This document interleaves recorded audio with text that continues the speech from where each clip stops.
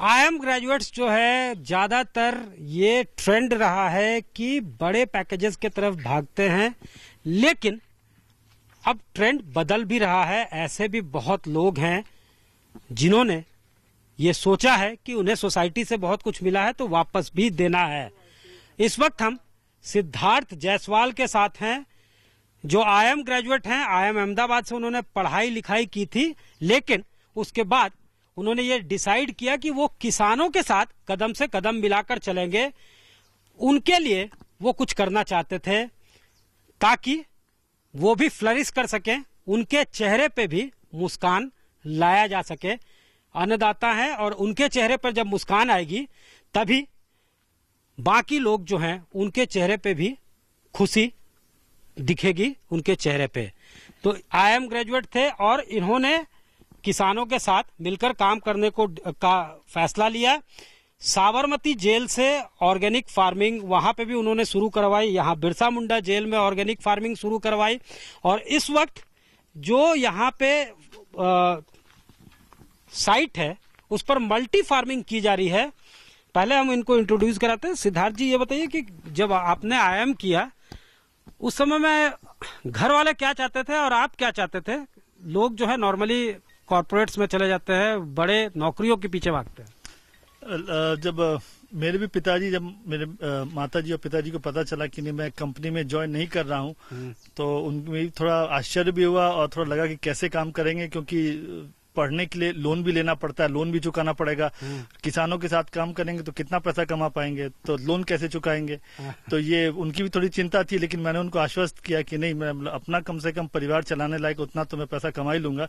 बाकी मेरा मन है किसानों के साथ काम करने, क्योंकि जितनी बड़ी कंपनियां हैं वो करती क्या है, सबसे बेस्ट ब्रेन्स होते हैं, सबको वो हायर करती हैं, लेती हैं और फिर पैसे में पैसा बनाती हैं, फिर आगे बढ़ती हैं, एक वर्चुअस साइकिल में है। 2008 में आपने IIM से ग्रेजुएट? 2008 से मैं IIM अहमदाबाद से मैं पास आउट हूँ। एग्री बिजनेस मैनेजमेंट था, मैं वहाँ पे स्टूडेंट सेक्रेटरी था मैं। और तो मैं जब पास करा तो मैंने सोचा कि जो फार्मर्स हैं, जो किसान हैं, वो एक विशियस साइकिल में फंसे हुए हैं कि उनको विशियस ट्रैप में फंसे हुए हैं कि कोई भी एक अच्छा, मतलब कोई बेस्ट ब्रेन्स होते हैं वो सबको हायर नहीं कर पाते हैं, तो उनका सिस्टम कैसे इम्प्रूव हो वो उनको समझ में नहीं आता है। तो मैंने सोचा कि नहीं, किसी ना किसी को तो किसानों के साथ काम करना पड़ेगा। तो मैंने डिसाइड किया नहीं, मैं किसानों के साथ काम करूंगा ताकि उनका भी अपलिफ्टमेंट हो सके। और एक सबसे इम्पोर्टेंट बात ये भी थी कि उस वक्त बीटी ब्रिंजल, बीटी कॉटन, ये सब काफी जेनेटिकली मॉडिफाइड क्रॉप्स आ रहे थे, जिससे हमारी सेहत पे काफी खराब असर भी पड़ता है। किसानों को तो आइडिया नहीं है, वो तो जो पैसे मिलेंगे वही ग्रो करेंगे। तो किसान को हमको अगर स्वस्थ भोजन, अगर स्वस्थ अन्न की आवश्यकता है, वो किसान ही ग्रो करेंगे। तो जब तक किसान का एजुकेशन नहीं होगा, उनका प्रॉपर ओरिएंटेशन नहीं होगा, ऑर्गेनिक फार्मिंग करना है, नेचुरल फार्मिंग नहीं करना है, नहीं सिखाएंगे, तो हमको अल्टीमेटली जहर ही खाना पड़ेगा। तो आपने स्टार्ट कर दिया, उसके बाद आपने सबसे पहले जो है साबरमती जेल से आपने स्टार्ट किया? हाँ, अहमदाबाद में वहाँ पे जो IG प्रिजन थे, उनको पता चला होगा, उन्होंने मुझे अप्रोच किया कि साबरमती जेल में भी वहाँ पे हम लोग को जो प्रिजनर्स हैं उनको ओपन जेल में वहाँ पे हम लोग को कुछ ऑर्गेनिक फार्मिंग कराना है। तो वहाँ पे हम लोग ने काफी ट्रेनिंग दिया, पैडी कराया और भी बहुत कुछ कराया। वहाँ पे काफी बढ़िया से वहाँ सिस्टम सेटअप हुआ। उसके बाद जो है बिरसा मुंडा जेल वगैरह में भी? हाँ, बिरसा मुंडा, मैं यहाँ पे रांची झारखंड में आया, मैं 2012 में यहाँ पे आया। मैं यहाँ बिरसा कृषि विश्वविद्यालय में एक विश्व बैंक की एक परियोजना थी, business planning and development unit. तो पूरे भारत में 10 जगह थी, पूर्वोत्तर भारत में यहाँ पे एक हमारे यहाँ बिरसा कृषि विश्वविद्यालय, दूसरा कोलकाता में निर्जाफ्ट इंस्टीट्यूट है, वहां थी। मैं यहाँ पे एज अ ज्वाइन किया, एज अ कंसल्टेंट ज्वाइन किया। यहाँ पे मैंने देखा कि यहाँ पे स्कोप झारखंड में बहुत बहुत वास्ट है। यहाँ पे फार्मर्स इतने सिंपल हैं, इतने सीधे हैं, उनको अगर थोड़ा सा भी प्रॉपर गाइडेंस दिया जाए। यहाँ पे उतना कमर्शियल सिस्टम भी नहीं है कि बहुत ज्यादा यूरिया, DAP, पेस्टिसाइड से जमीन बर्बाद हो, उतना भी खराब नहीं है।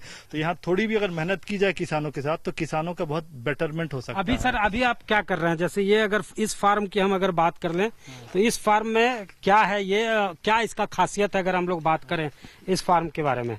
ये बेसिकली एक मल्टी लेयर फार्मिंग है। पहले तो मैं आपको बताना चाहूंगा कि ये ऑर्गेनिक फार्मिंग नहीं है, नेचुरल फार्मिंग है। नेचुरल फार्मिंग और ऑर्गेनिक फार्मिंग में अंतर है।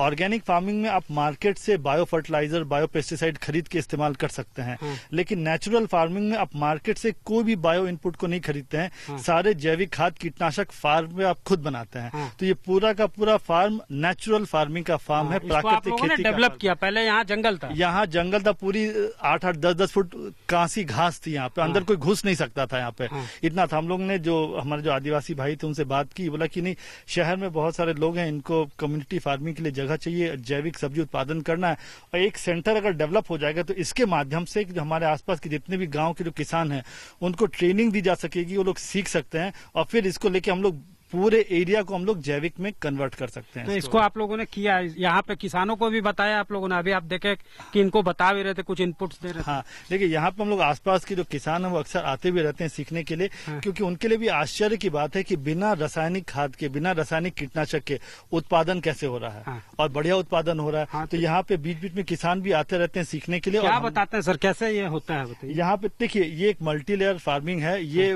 पूरे भारत में मध्य प्रदेश इस समय काफी एरिया में हिस्से में हो रही है, काफी लोगों ने बढ़िया काम किया है इसमें हम लोग 5-6 लेयर में क्रॉप्स को ग्रो करते हैं। पहला जो अंडरग्राउंड लेयर है उसमें हो गया लहसुन, प्याज है, अदरक है, हल्दी है, आलू, प्याज, जो अंडरग्राउंड जो जमीन के नीचे सब्जियां होती है, कंद वाली। हाँ। दूसरी सब्जी जो आपकी जो जमीन के ऊपर होती है, जैसे आपका फूल गोभी, बंदा गोभी या आपका ब्रोकोली हो गया, ये दूसरा लेयर हो गया। तीसरा लेयर वो जो झाड़ी नुमा सब्जियां होती हैं, टमाटर है, शिमला मिर्च है, बैंगन है, एक ही फील्ड में, एक ही बेड में।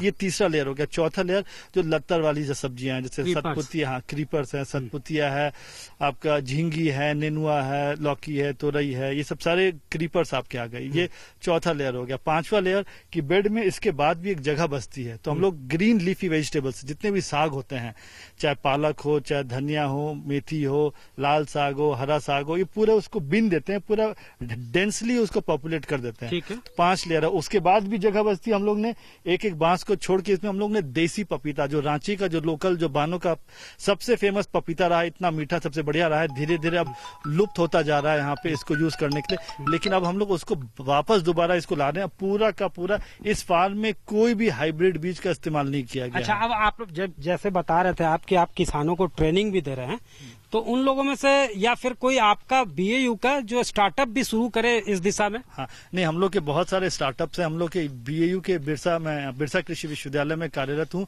डिपार्टमेंट है business planning and development unit. ये एक एग्री बिजनेस इंक्यूबेशन सेंटर है, स्टार्टअप्स को सपोर्ट करता है उनको ग्रो करने में। तो हमारे यहाँ से बहुत सारे स्टूडेंट्स पहले निकले भी हैं, और एक करेंटली एक बहुत प्रॉमिसिंग स्टार्टअप है, वो उनका नाम है आकांक्षा और रोहन। ये 2 स्टूडेंट्स हैं।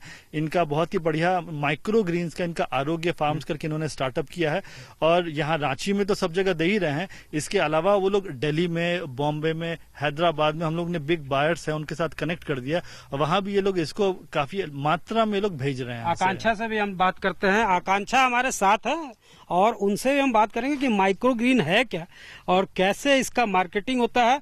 ये स्टार्टअप जो है, इस वेंचर में क्या इन्वेस्टमेंट है, कैसे जो है ये जो है फ्लरिश करेगा, कहाँ इसका स्कोप है, इनसे बात करते हैं। आकांक्षा, ये बताइए कि है क्या ये बेसिकली माइक्रो ग्रीन क्या होता है? नया स्टार्टअप है। Yes sir.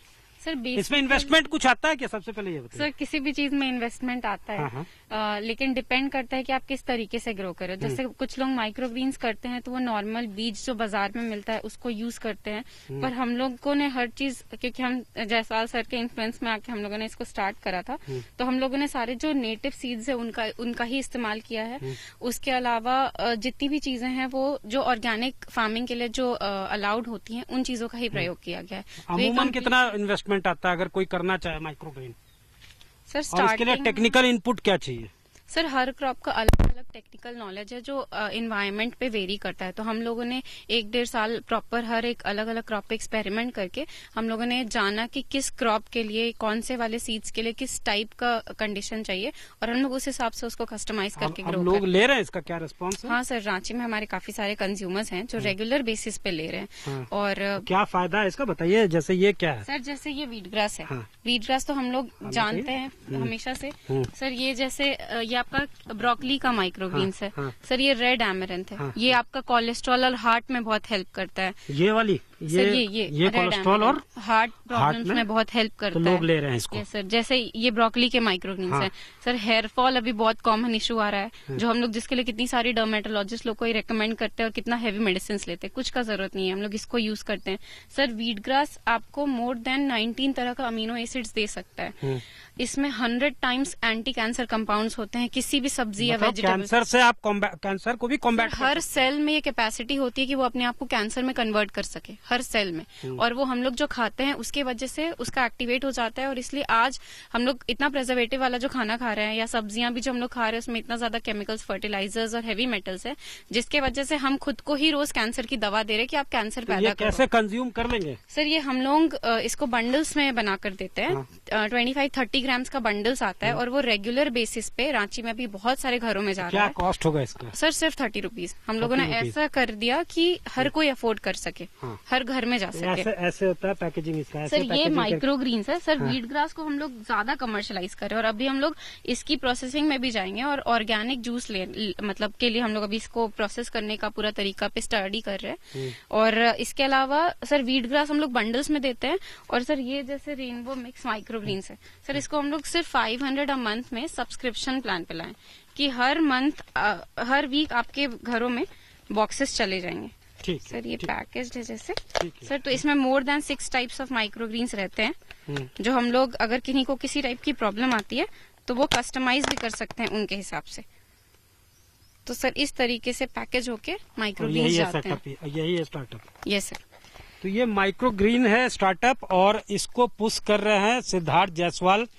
नए जो एंटरप्रेन्योर्स हैं वो भी एक बड़े कैनवास पे अपने वेंचर को फ्लरिश कर सके और उसको जो है ग्रो कर सके, इसके लिए भी वो इनपुट्स दे रहे हैं। और यही इनका एक ड्रीम था कि इन्होंने जो सोचा है, जो कंसीव किया है, उसको ऐसे एंटरप्रेन्योर्स हों जो उसको ग्राउंड पे एग्जीक्यूट कर सके। कैमरामैन राकेश तिवारी के साथ सत्यजीत कुमार, रांची।